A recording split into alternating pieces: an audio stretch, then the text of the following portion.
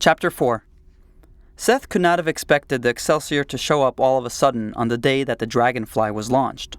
He was especially glad to see it because he was close and personal friends with the new captain, assigned to it only a month ago.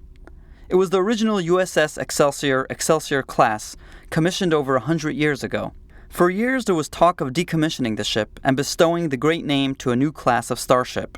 But short of the failed transwarp drive, the Excelsior was a remarkably sturdy and reliable ship passed on from one great captain to another.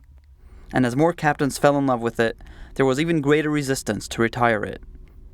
As long as it worked, there was simply no reason to decommission it, especially at a time when the Federation was in desperate need of more ships.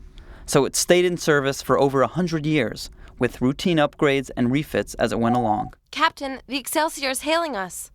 Put it on screen. Captain Seth. Good to see you finally on your own 2 feet. I thought I'd come back to Earth to give you a send-off. Your gesture is acknowledged and appreciated. It's certainly been a long time. Why don't you stop over and we'll catch up? I intend to. See you soon. Ensign Ester, tell Transporter Room 3 to beam Captain Santiago over. I will meet him there. Aye, sir. Deck 10. And the turbolift shot off. Sideways. Seth was looking forward to see his old friend again. It was good to see a familiar face. Short of his parents, there were few people other than Alan that he would have wanted to be there to send him on his way.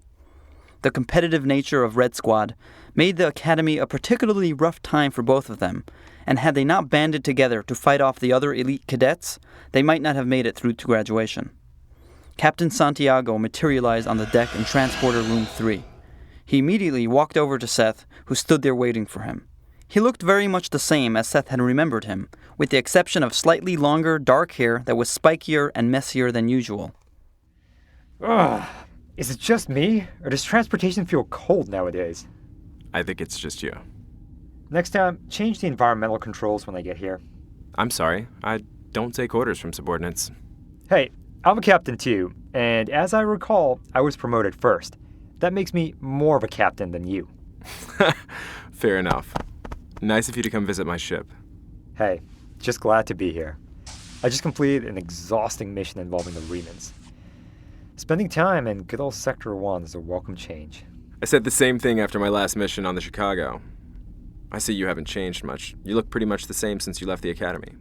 Yeah, well, I keep in good shape. You're looking good yourself. I saw the inauguration from the view of my ship. You know, I didn't get this much attention when I was inaugurated to be the captain of my ship. Hey, you got the USS Excelsior, and your first command, no less. I'm sorry I wasn't there to congratulate you. Don't worry about it. It was almost better that you didn't come. How the hell did you get reporters to come to your ship? Lucky, I guess. Everyone's talking about the new ship in the fleet, and the new captain to lead it. You should be really proud. Hey, I just wanted to command. I didn't necessarily want all of the attention. You have to take the bad with the good. But just think about it. We're only a few years out of the academy, and we're commanding our own ships. Most officers our age are barely lieutenants. Why the hell do you want to command that old clunker? Hasn't that ship been around since the Middle Ages? Wouldn't you want to command something a little more modern or with a little more teeth? I think they're about to make a new war-class starship. No way. The Excelsior is a classic. You do realize that you're driving one big failure, right? Oh no, I'm not letting you bring me down on this one. Still, your ship is impressive to say the least. A self-healing hull, mobile phaser cannons, multiple defense modes. It barely feels like a Federation ship. It's just so different. I can't even recognize the computer interface. Well, if you get lost, you can always ask the computer. It still talks, you know. Even when I first approached the ship on the Excelsior, I could have sworn that I saw no windows on your hull. No, we have windows. It's just that the outer hull is supposedly made out of one of those materials that have the property of letting visible light in, but not out. Oh, I guess I need to brush up on the latest.